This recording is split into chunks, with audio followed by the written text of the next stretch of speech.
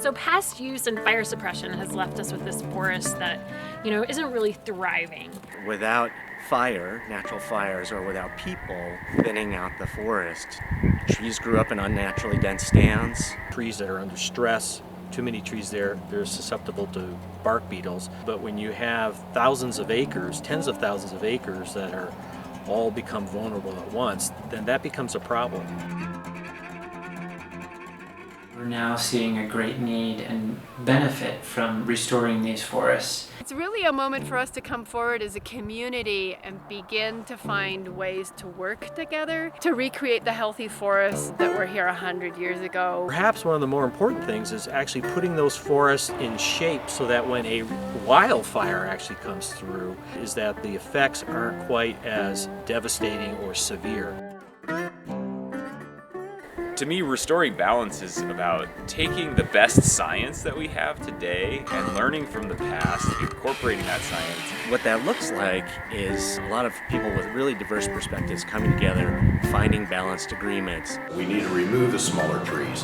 We need to mow the brush, and we need to introduce low-intensity fire back into our forest. And so a healthy and restored forest has trees of different sizes that are well spaced out and not over competing.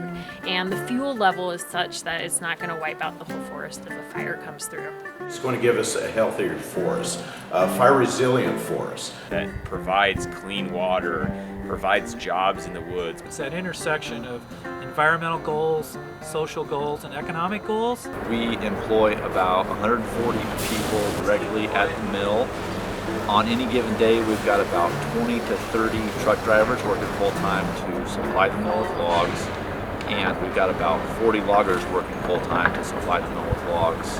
Not to mention all the truck drivers and everything on the back end. We make a lot of jobs for a lot of people, and I like what I do.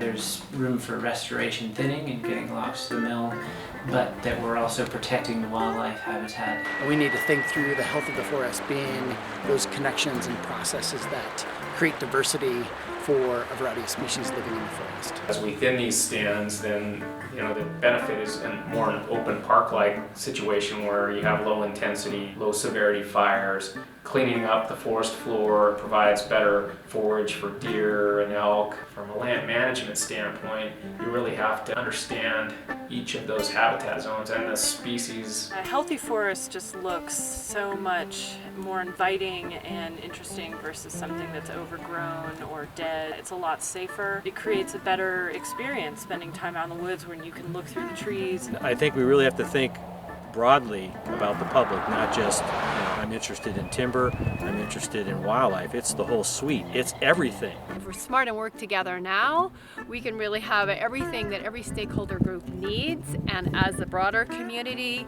we'll be able to live next to our forests and enjoy them for generations to come.